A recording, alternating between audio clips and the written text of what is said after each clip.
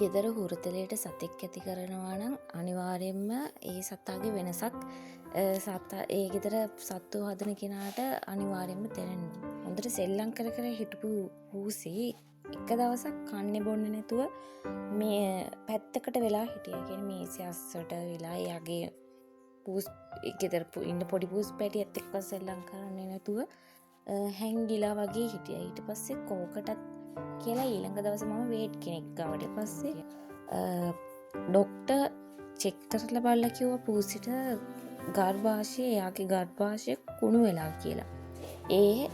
මං එයාට කලින් පාර පැටව දාපු නිසා එයාට බෙහෙත් විත්ත පැටව නැතිවෙන.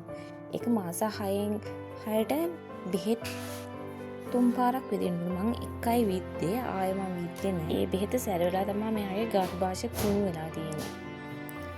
මෙයාව දෙතුන් පාරක්ම වේට් ගාවට එක්කන් ගිහින් තියෙන නිසා මෙයා දැන් මේ කූඩේට හුරුයි. නැත්තම් මුල් දවස්වල මේ කූඩේට දාපුවාම එළියට පනින්න දඟලනවා. දැන් නම් පාඩුවේ ඉන්නවා. ඔයාලටත් මම කියන්නේ එහෙම මේ බෙහෙත විදින්න එපා. ඒක ගොඩක් සැරයිලු. මම දන්නවනම් මම කීයටත් ඒ බෙහෙත විදින්නේ නෑ.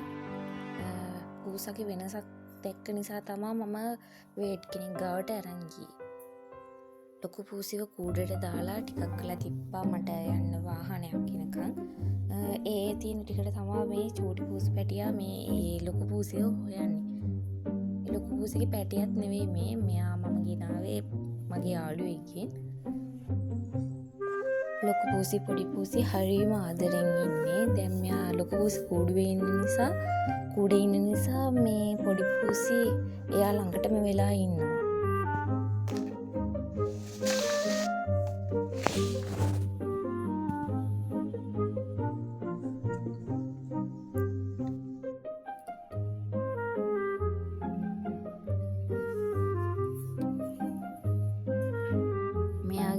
සෙල්ලමම තමයි හැම වෙලේම.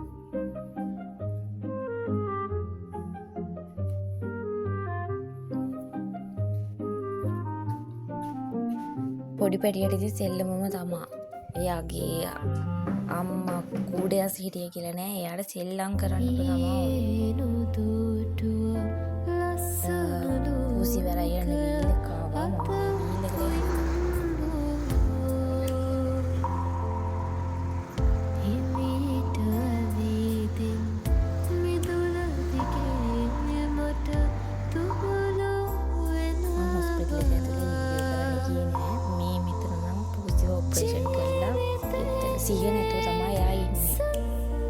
A few moments later.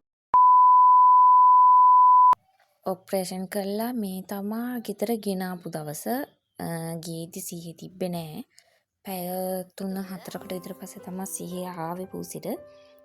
තියලා තිබ්බ තැන නෙවෙයි මම කාමරේට ගිහින් බලද්දි හිටියේ. සිහිය ඇවිල්ලා එයා එක තැන්වලට බඩ ගාගෙන ගිහිලා යක්කි වේදනාවත් එක්ක. මේ ඔපරේෂන් කරපු දවසේ රෑ මෙයාව වෙනම කාමරයකට දාලා තමයි තිබ්බේ. මොකද චූටි පූසි මෙයාගේ දරුවෙක් ඉන්නේ නැති වුණාට එයා මෙයාගෙන් කිරි බොනවා. ඒ නිසා දැන් ඔපරේෂන් කරපු නිසා මෙයාට කිරි දෙන්න අමාරුයිනේ. මෙහොම් ගහලා තියෙන සේවරි දෙනවා. ඒ නිසා මෙයාවයි වෙනම තමයි තිබ්බේ. ඒ වුණාට චූටි පූසි ඒ කාමරේ දොර ගාවට ඇවිල්ලා කෑ ගහනවා. ලොකු පූසිව හොයනවා. මේ ලොකු පූසි අමාරුවෙන් ඇවිදලා ගිහිල්ලා මේ ඒ චූටි පූසි ගාවට තමයි යන්න හදන්නේ.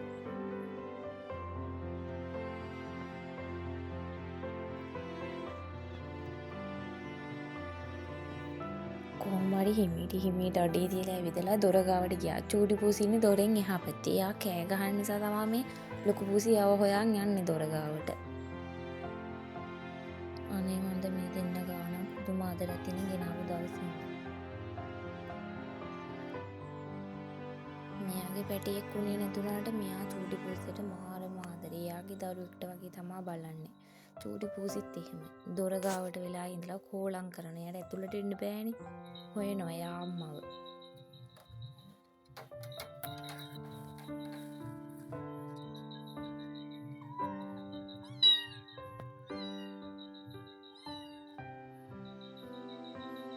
The next day. මේ දෙවනි දවසේ ලොකු පූසි කාමරය ඇතුළට වෙලා ඉන්නේ නෑ. එයා එළියට යන්න තමයි හදන්නේ. ඒ නිසා මම දොර ඇරලා තිබෙනවනේ ආදරේ වෙනද අම්මා තමයි එයාව නාවන්නේ. අද බබා අම්මාව නාවනවා. මාර ආදරයක් තියෙන්නේ දෙන්න. මේ 3 වෙනි දවසේ තරමක් දුරට හොඳයි පූසිට. පේනවනේ දෙන්න සෙල්ලම් කරනවා. ඒ අඩිය තියන්නේ එහෙම අමාරුයි. ඔපරේෂන් කරපු පළවෙනි දවසේ නම් පූසි කෑවෙම නෑ. දෙවෙනි දවසේ වගේ ඉඳන් ටික ටික කෑවා. තුන්වෙනි දවසේ වගේදී කොයි වෙලට එයාට බඩගිනි හැදලා හැම වෙලේම වගේ කකා තමයි හිටියේ. මේ 4 වෙනි දවසේ පේනවනේ ඔපරේෂන් එකක් කරා කියලා ගාණක්වත් නෑ. හොඳට සෙල්ලම් කර කර ඉන්නවා.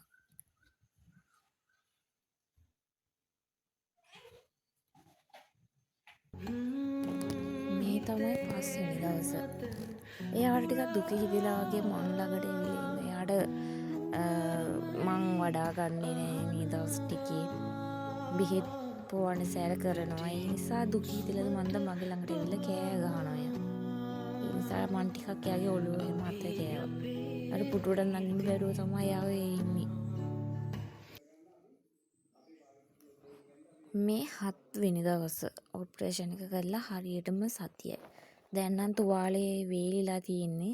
අද මං හිතාගත්තා මෙයාට දාලා තිබ්බ කව එක අයින් කරනවා කියලා. බෙල්ලට දාලා තිබ්බ කව එක. ඒ වුණාට උදේ නැගිටලා බලද්දී ඒක පූසිම අයින් කරගෙන. ඒ නිසා මං ආයේ දාන්න ගියේ නෑ. එයත් තුවාලේ කසන්නේ එහෙම නෑ. එයත් තුවාලේ පරිස්සම් කරගෙන ඉන්න නිසා මං ඒක දාන්න ගියේ නෑ. ඒක දැම්මත් කරදරයිනේ. ඒ නිසා මං ඒක අයින් කරලා දැම්මා. දැන් නම් හොඳට ඉන්නවා පූසි.